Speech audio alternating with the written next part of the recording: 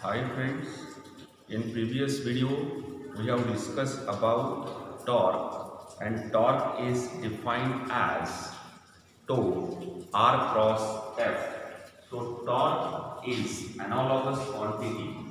We have defined torque, which is analogous quantity to force.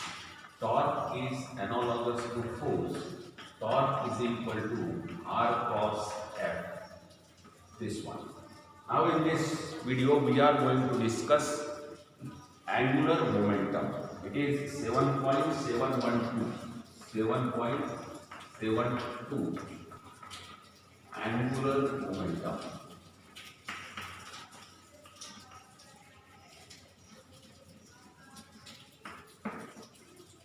What is angular momentum? Just analogy, we have seen that if it is r, linear displacement, theta is angular displacement. If it is v, there is omega, linear velocity, angular velocity. If there is a, there is alpha. There is force, torque. So these all are the analogous quantities. Theta, omega, alpha, torque, analogous to r, v, a, f in linear motion. So every quantity in linear motion, there is an analogous quantity in rotational motion. Similarly, angular momentum is analogous to p. There is a linear momentum in, we all know linear momentum is to this one. There is an analogous quantity, we call it as L, angular momentum. This is also called as momentum of or moment of momentum.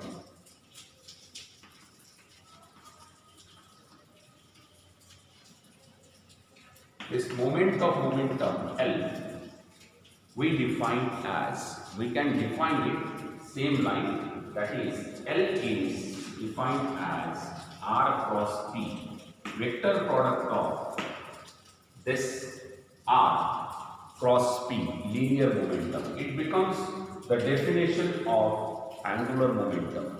Angular momentum, again consider one, this is x, this is y, this is z, this one is p here, this is r, it's o.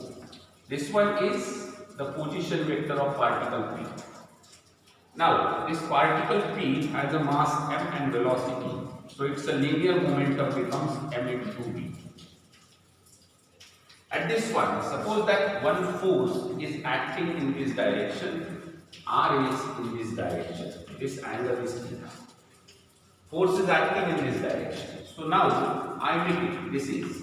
So it becomes r sine theta and then it becomes r cos theta. So, angular momentum, again we can say that it is nothing but linear momentum, angular momentum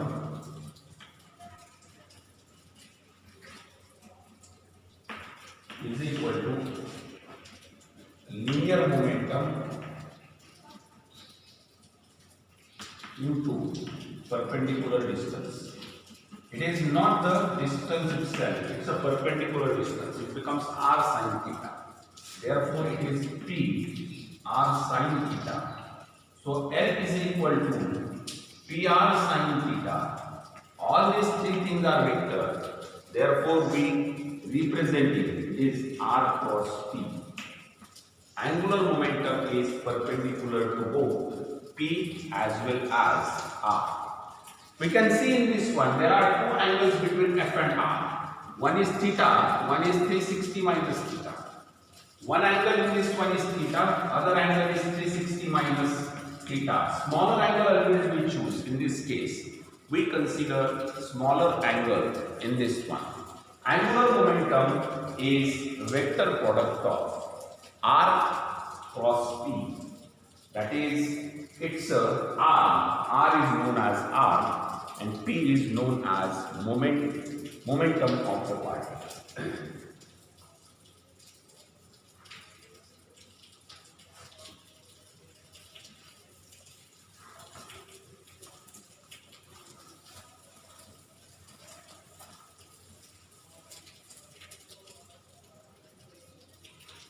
Just we define L is equal to R cross P.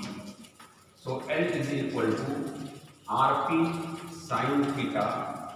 We can write it as R sin theta into P. L is equal to, or L is equal to R perpendicular into P. Perpendicular component of R perpendicular.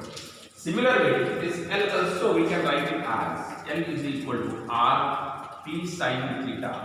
We can take it as R is equal to P perpendicular. This angular momentum is vector quantity. It's a direction is, it's a perpendicular, or it's a perpendicular to both R and P. It's a dimension. We can see that. It's a product of two things. L is equal to RP sin theta. How to find out dimension? Theta is a ratio of same quantity, therefore it is a dimensionless. R, its a dimension is length. R we write it as, its unit is meter, so dimension becomes L1. P, its M into V, its a unit is kg, meter per second, unit of M is kg, unit of velocity is meter per second. For kg we write down as m1, this one we write it, this we write it as t minus 1. And therefore L is equal to L1, m1, L1, t minus 1, which becomes m1, L2, t minus 1. These are the dimensions of angular momentum. m1, L2, t minus 1 are the dimensions of angular momentum. In case of L and tau, we know that L is equal to R cross T. Therefore, which is RT sin theta. If P is equal to 0, then L is equal to 0. It means that if a velocity is 0, linear momentum is 0, and angular momentum is also 0. But if R is equal to 0, then also L is equal to 0. R, hinge point. Suppose that axis is passing through hinge, and then if you apply force to the hinge point, then there is no rotation taking place. This way, but if theta is equal to 0 and theta is equal to 180, in this case also L is equal to 0. If the axis and the line of force, the line of force means what? You can see this one. This is, we are saying this one is X, this is Y, this is Z, this is P, this one is R, this is F. This one is known as line of force. Then only rotation will take place. But if this force is along this one, the force and R both are along the same direction, no rotation. If the force is along this one, in that case also no rotation. If theta is equal to 0 or theta is equal to 180, then in this case there is no rotation. Similar thing, we can say torque is equal to R cross F, which is equal to RF sin theta.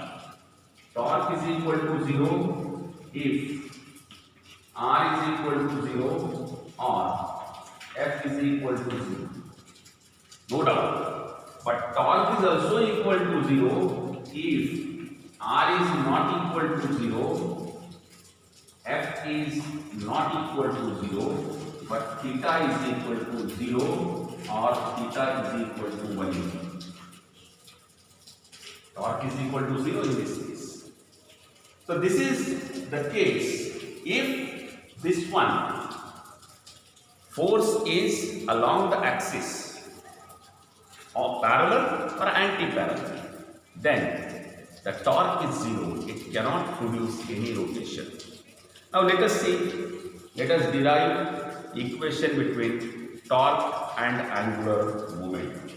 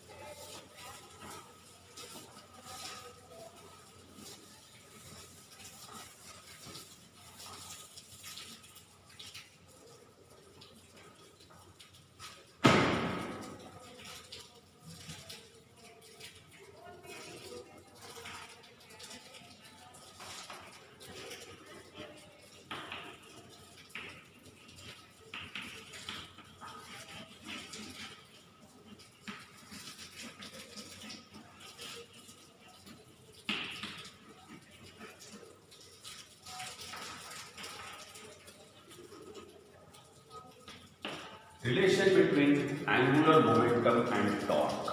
Just we define L is equal to R cross L is equal to R cross F.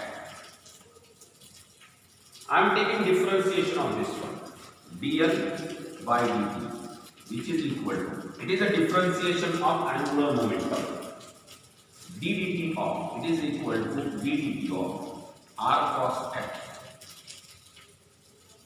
So now this is dl by dt, it's a dl by dt. This differentiation, it is first we are taking it R, then cross differentiation of F dt. Then we write plus sign, then dr by dt cross only F. This is a formula, UV formula we call this one. First vector as it is, differentiation of second cross plus differentiation of first cross second vector. Now df by dt, you all know df by dt, it is equal to, it is not, L is equal to R cross P. Here L is equal to R cross P. So this one will become as dp by dt. According to Newton's second law, dp by dt is nothing but F. dr by dt is nothing but, it is a velocity. dr by dt is equal to velocity. So now dl by dt is equal to R cross F.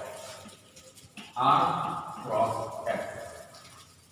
dl by dt is equal to R cross F plus V cross mv. We can see this one. It is R cross F plus m V cross V. I cross I is 0. Similarly, V cross V is 0. See that if it is a velocity V and again velocity V, it becomes 0.